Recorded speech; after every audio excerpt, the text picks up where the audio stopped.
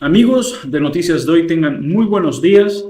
El presidente Donald Trump dejó instrucciones sobre qué debería hacer Estados Unidos si Irán intentara o, en este caso, lograra asesinarlo. Suena bastante interesante a ver qué sucedió esta vez. Thank you very much. We had a busy day.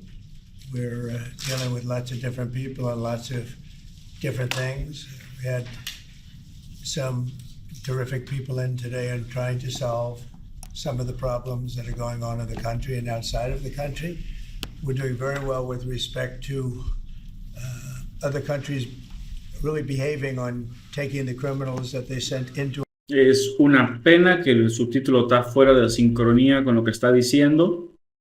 Voy a dejar el subtítulo por si acaso. No está en el tiempo, en el timing perfecto, pero sirve de algo, supongo. Our country, and we're getting them out. These are some of the worst people on earth, and they're getting out and they're being accepted back in their countries, as you've heard, without exception. So a lot of people thought that was not going to happen, but it's happening very full force. Now we're getting some very, very dangerous people out of our country, which is very important. Will, perhaps we'll go through the first one, please. Yes, sir. So earlier today, before the press came in, you signed a commission appointing Chris Wright to be your next Secretary of Energy. We have another commission prepared for your signature, sir. This is Doug Collins to be Secretary of the VA. Es oficial, al gobierno de Donald Trump se le acabaron los libritos negros donde andaba firmando todas sus órdenes ejecutivas. Ahora ya le traen una cartulina, una hoja grande porque se acabaron los libritos. Es oficial. Doug Collins of Georgia. Two very good men.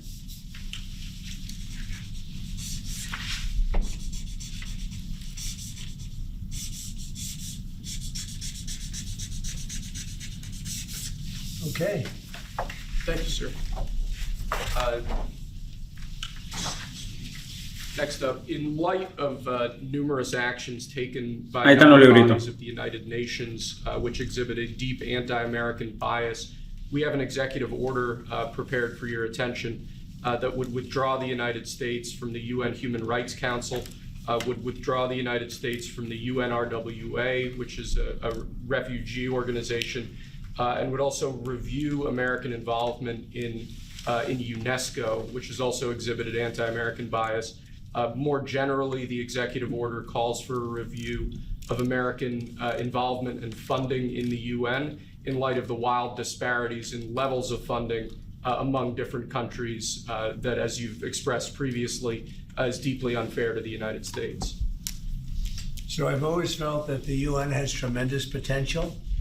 It's not living up to that potential right now. It really isn't, hasn't for a long time.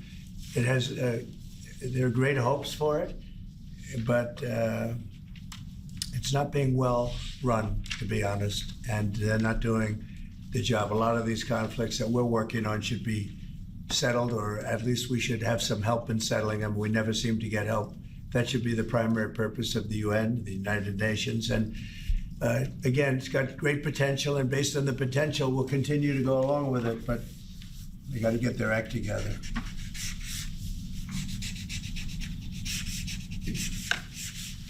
What would they need to do, sir, to get their act together? Es clara que la postura de Donald Trump no es nada nuevo, es completamente y totalmente aislacionista. Es lo que hace, se retira de todo, se aleja de todo, abandona pactos, tratados. Es aislacionismo. Countries that deserve fairness. They have some countries, as you know, that are outliers, that are very bad, and they're being almost preferred as countries to those that do their job and are doing a good job, and they have to really, they're going to end up losing a lot of countries. They're going to end up losing their credibility like other organizations, and then they're going to be nothing. The potential of the United Nations, and not everybody agrees with me on this, the potential of the United Nations is fantastic if properly run. So we'll see what happens. How much money are you willing to take away from them? Well, we're taking away a little bit, but we're not looking to take away money. This is so important that we're really, as you know, the United Nations is largely funded by us. But, and it shouldn't be. It should be funded by everybody. But we're disproportionate, as we always seem to be. But it's something that if it ever lived up to the potential, in 10 minutes it would make up the difference. That's the kind of power it could have. Right now it doesn't have that power. Next, sir, this is a national security presidential memorandum that seeks to impose maximum pressure on the government of the Islamic Republic of Iran. Many of these provisions are similar to actions that your administration took during your first administration.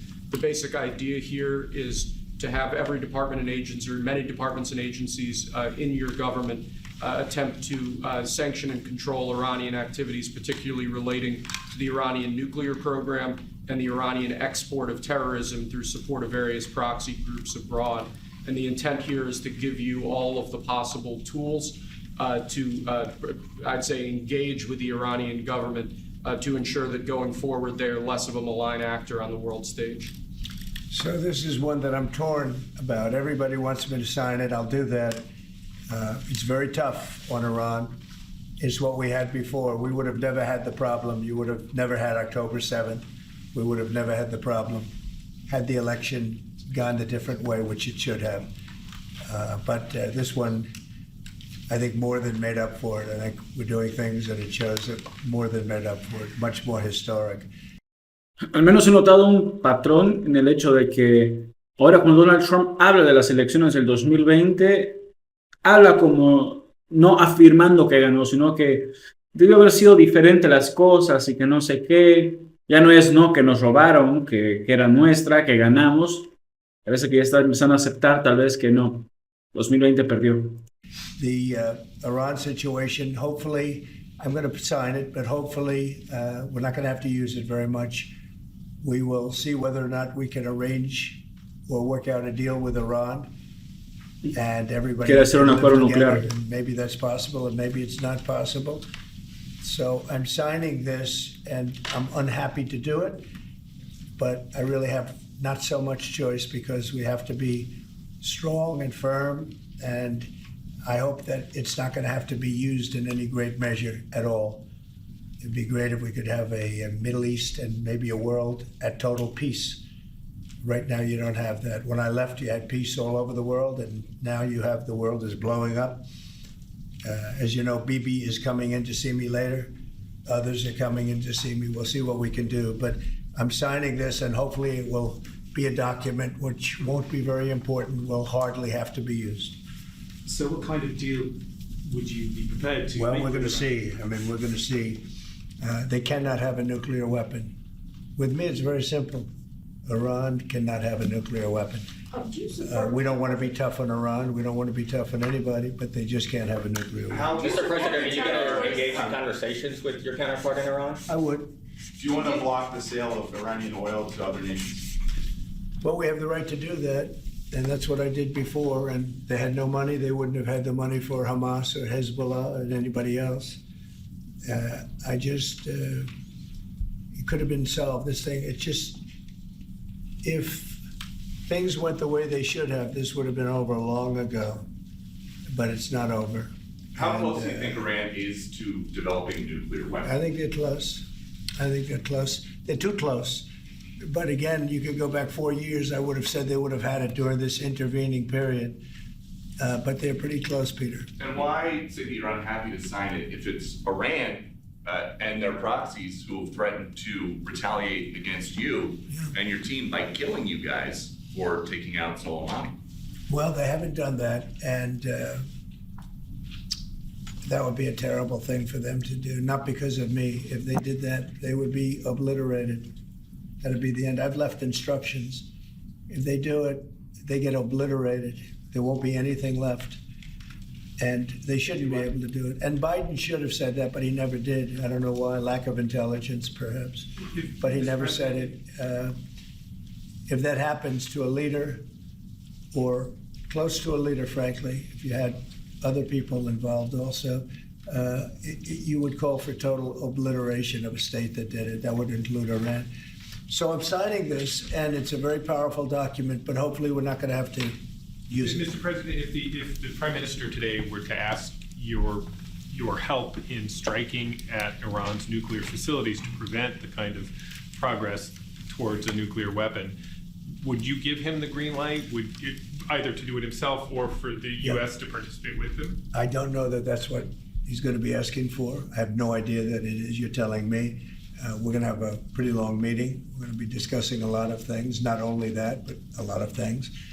And I'll let you know if the time comes to let you know. But right now, that's not something that I can discuss. Mr. President, when you said if they do it, they get obliterated. Just to be clear, you're talking about if Iran made an attempt on your life. Yeah, that would be called total obliteration. And I can't imagine they do that. It should have been stated by Biden, but he didn't state it because he had no clue, as you know, as everybody knows. What is your vision actually for relationship Do you have with anything Iran? else? No, that's all we have. My vision for For a what? relationship with Iran, and what do you? I'd love to have a good relationship with everybody. They can't have a nuclear weapon. That was the only thing that was very important. They can't have a nuclear weapon.